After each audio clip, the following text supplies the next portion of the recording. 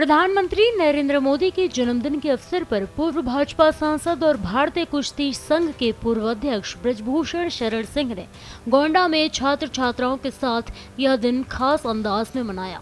रघुकुल विद्यापीठ में आयोजित कार्यक्रम में उन्होंने बड़ी संख्या में उपस्थित छात्र छात्राओं को सम्मानित किया और उन्हें प्रेरित किया कि वे प्रधानमंत्री मोदी की जीवनी पढ़ें।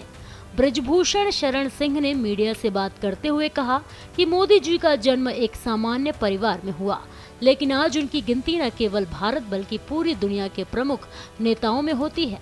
उन्होंने कहा, इसलिए हम चाहते हैं कि हमारे छात्र छात्राएं मोदी जी के जीवन से सीख लें और प्रेरणा प्राप्त करें।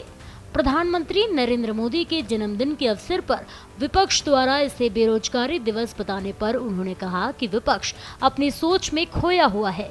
उन्होंने कहा कि विपक्ष को यह ज्ञान नहीं है कि कब क्या करना चाहिए। उन्होंने आगे कहा, अगर उन्हें सही दिशा का ज्ञान होता तो शायद विपक्ष के लिए बेहतर होता।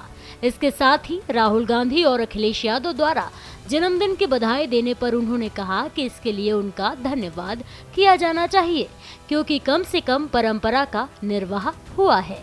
राहुल गांधी पर टिप्पणी करते हुए ब्रजभूषण शरण सिंह ने कहा कि उनके कई बयान पाकिस्तान में बहुत सुने जाते हैं।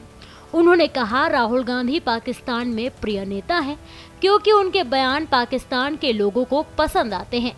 विपक्ष के लोग क्रिकेट में हाथ मिलाने या ना मिलाने को लेकर सवाल उठाते हैं, जबकि खेल का पहला नियम है कि किसी भी परिस्थिति में किसी देश को खेलने से नहीं रोका जा सकता। ऑपरेशन सिंदूर और अमेरिका द्वारा दिए गए सीज फायर पर ब्रजभूषण शरण सिंह ने कहा कि अगर भारत कमजोर दिखाई देता तो ट्रंप का बयान वाजिब होता।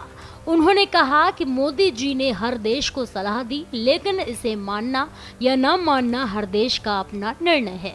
बिहार चुनाव को लेकर पूछे गए सवाल पर उन्होंने कहा कि बिहार में भाजपा और नीतीश कुमार के गठबंधन की पूर्ण बहुमत की सरकार बनेगी। अगर भारत कहीं कमजोर दिखाई पड़ रहा होता, उस दौरान अगर कोई भारत कमजोर दिखाई पड़ रहा होता किसी भी स्थिति में, तब तो ट्रंप का बयान एक वाजिब लगता है। मान लो ट्रंप ने सलाह दी, आज मोदी जी भी सलाह देते हैं, यूक्रेन को सलाह देते हैं, रसिया को सलाह देते हैं, इजराइल को सलाह देते हैं, हर देश सबको सलाह देते हैं, लेकिन मानना न मानना उस देश का काम है। तो ये भारत का स्वतंत्र निर्णय था और हमने 62 की तरह समझौता नहीं किया है, हमने 72 की तरह समझौता नहीं किया है कि 92,000 सैनिक आप खिलाए पिलाए 6 महीने और बिना शर्त आपने छोड़ दिया। ये लोग किस मुंह से बात करेंगे।